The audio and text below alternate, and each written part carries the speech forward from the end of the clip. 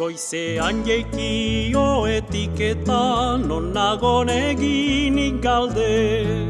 Diot aurrean bastan daukazu gipelean erro alde. Ezkerretan adeugi herria eskuin aldera luzaide. Zure guzia Nafarroaren egalen azpian daude. Ene amatxi zendu maitea auriz berriko izanik. Nafartararen odol karsua zainetan senditzen duinik. Eta arzaintzan soro gain mendi zora garrira tigani. Norbaitek atzarra didiola entzuten dut urrundani.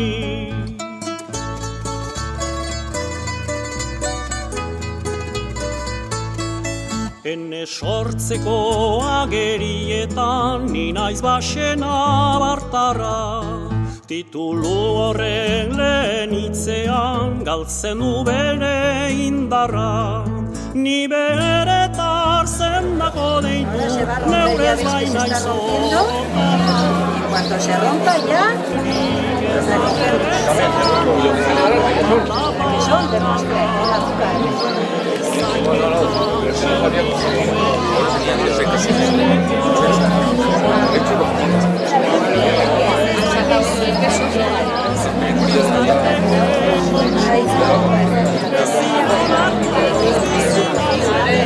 Murrizturikan dagola, bere itzala Baiona haino edatzen zuen arbola.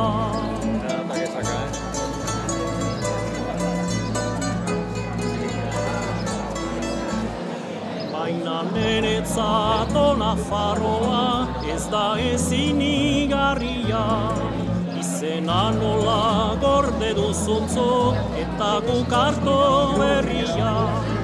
Enbor sendoan sartu baitzuten aizkora beldurgarria.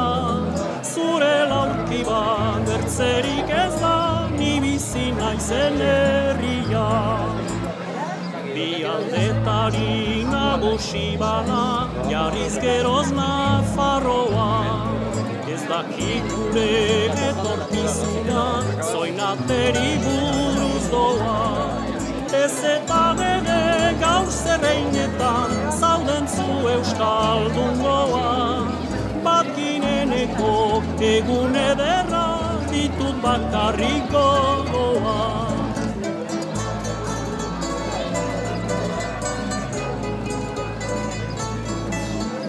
Tikako arraina hundien legeo kaztagarria. Gaitu nafartarra nahiaremak bitauletan ezarria. Baina nene guz dira tratuak itxura uzedarria.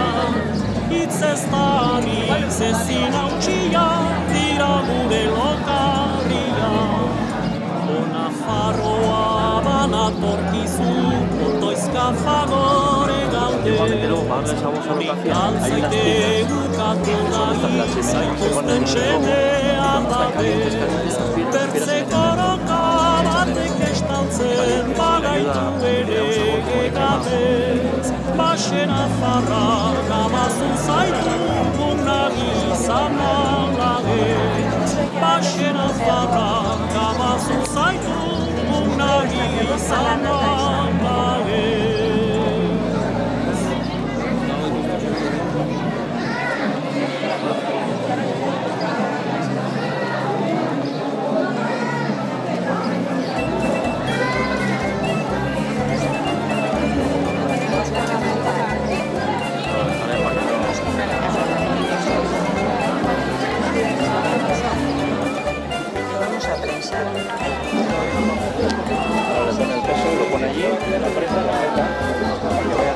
Tiene que estar llorando el molde. Llorando, tiene que estar llorando. Quiero decir eso, lagrimones, llorando. Cuando no llora, otro apretón. ¿Cuánto tiempo necesitas? Así, pues 8 horas. Sí. Está llorando. Ay, el rato, ¿eh? Cuando deja de llorar, otra esto de tuerca. Sin prisa, sin prisa. Voy a probar un poquito para que suene. Vale, estará caliente, ¿eh? Ahora estará muy caliente.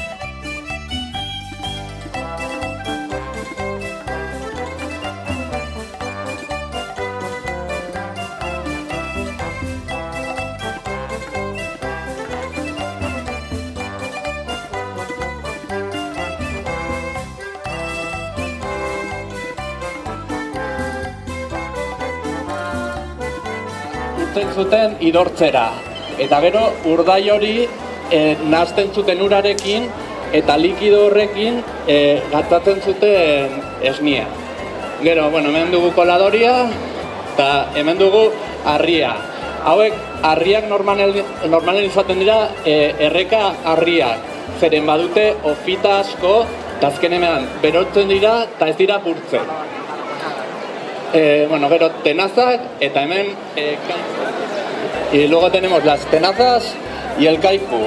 El kaiku suele ser de madera de abedul, porque si bueno, las otras maderas al contacto con la leche hacen que la leche se ponga como azul, o sea, no vale cualquier madera. Luego el kaiku tiene esta forma porque se ordeñaban las ovejas, pues se ponía el pastor detrás de esta forma y ordeñaban las ovejas, ¿no? Entonces, luego otra cosa especial que tiene es, pues tiene dos posiciones, ¿no? Esta es la posición de transporte y luego está para volcarlo pues en otro cuenco. Bueno, pues vamos a empezar ya con la demostración. Las piedras. Sí, ahora mismo nos va a traer las piedras candentes, ¿vale? No, tiene la Ana María el... Ojalá.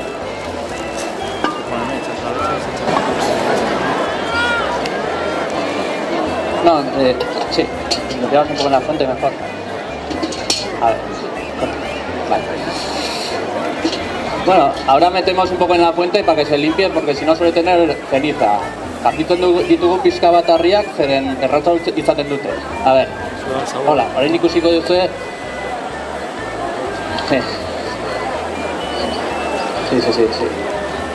Nola hasten den hau bor egiten.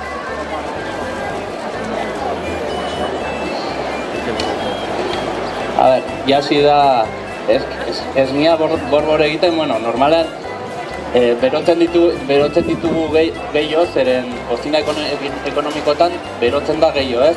Baina, bueno, ya ikusten da nola botatzen duen kea. Ahora vemos cómo la leche va hirviendo y eso, ya va saliendo el humo. Esto es lo que le da el sabor ese a quemado que tiene la cuajada. No, déjalo.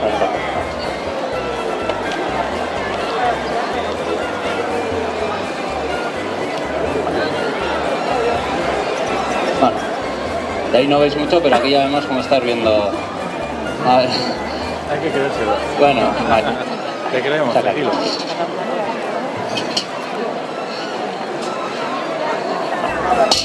Opa.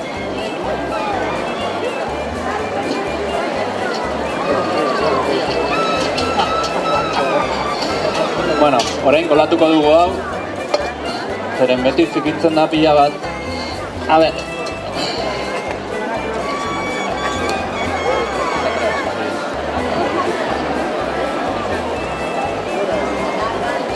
Bueno, hemos colado la leche y ahora tenemos que enfriarla hasta 36 grados, que es la temperatura a la que se cuaja la leche. A ver.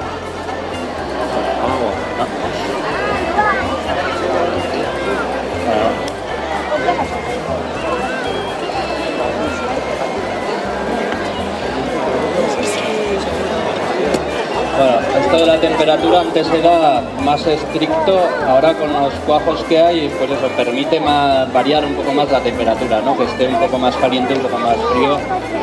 No, pero que José se lleva el coche.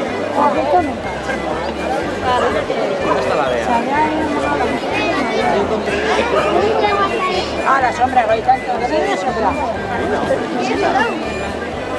¿Quieres ir más? Pones el kaiku y le echas ya el cuajo. Échale ya el cuajo y luego le echas la leche ya. Sí, sí. Échale un chorro ya.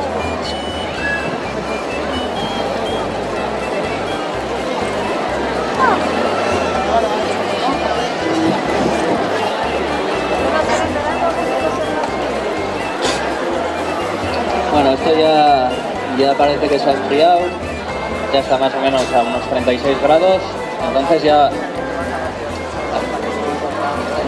nada, ya va. Bueno, ahora ya echamos la leche al kaiku y nos toca otra vez esperar pues, a que se cuaje. Pero bueno, se cuaja muy rápido.